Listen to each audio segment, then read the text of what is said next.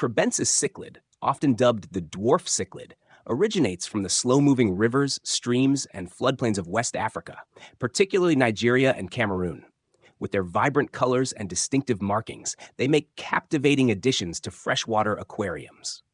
In their natural habitat, Kribensis cichlids thrive in environments with dense vegetation, submerged roots, and rocky crevices, where they can establish territories and seek shelter.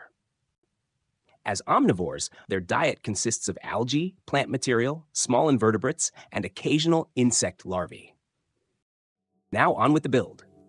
I'm using aqua soil packed in mesh bags to keep it buried under the sand. Kribensis love to dig, and I want it tidy. I'm also adding some fertilizer tabs as my aqua soil has been used before and may not have enough nutrients left.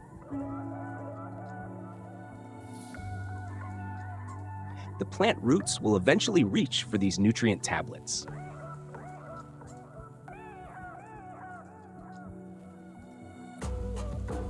Next, we add the decorative sand. You'll want to cover the entire bottom. About an inch thick should be easy enough to push plants into.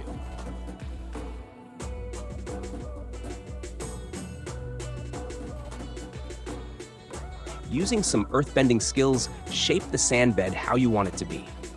I'm going to plant mostly in the back of the tank in that right corner. I'm using small lava rocks just for some added interest and structure in this scape. I want it to be very simple, but not have just a desert, well, underwater desert, which makes no sense whatsoever. I'm leaving most part of the tank with just a sand bed for the Kribensis to shape if they want to. I'm not an expert aquascaper, so I guess I'm just arranging the rocks to look like what I think is nice. I think the beauty of any aquascape can be very subjective. Some people like the clean, organized look, while some prefer wild biotope type of aquarium. So do what you want with your scape, whatever makes you happy. And if you're not happy, change it around. Play with it. Have fun.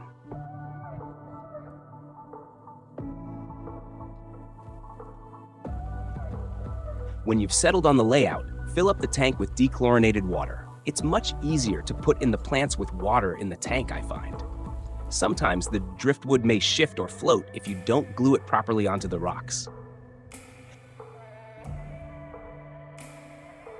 This one is already waterlogged from a different project, so it doesn't really float. The beginner stem plants I'm using are Ludwigia repens and Rotala rotundifolia. They both turn reddish with strong lighting and may eventually grow out of the surface if you let them. I'm also adding some epiphyte plants in this one. This is a type of Anubias glued to a rock. Cyanoacrylate superglue is generally safe once fully cured. I recommend using the gel type for this. It's much easier to attach the plants. Place your plants wherever you think looks best. Also consider the plant's lighting requirements. Some will prefer shaded areas, especially Anubias, Cryptocoryne, and Bucephalandra.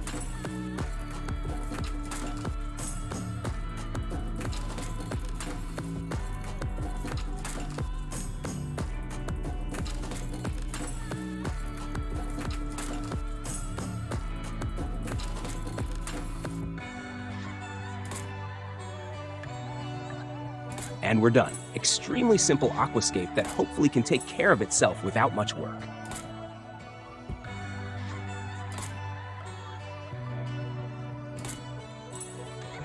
I'm using a budget gooseneck spotlight because I like the ripple effect that it gives.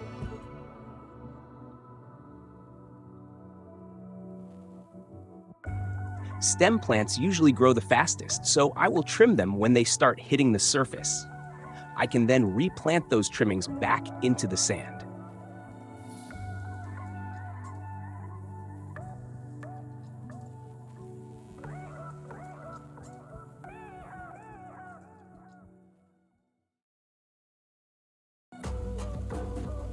It's been a couple of months since I set this up, and the stem plants did not do so well in this one. You can see a lot of diatoms and some kind of biomatter on the sand and the leaves. You can also see the side glass is covered in algae. Some people will say that it's quite unsightly, but it doesn't bother me. If anything, the Kribensis seems to enjoy pecking at it. Think of it as free food source. I'm just gonna leave it. I like that it looks like the bottom of a river. I did, however, add more stem plants. I managed to get some Limnophila sessiliflora from a kind fellow hobbyist. Hopefully they'll do all right. I've also added some salvinia. Floating plants are great at using up excess nutrients in the water and works great as cover. If you've enjoyed this build, please like and subscribe to my channel. I don't have many subscribers, you see. I would love to create more aquascapes and better content in future. Thank you for watching, and tank it easy.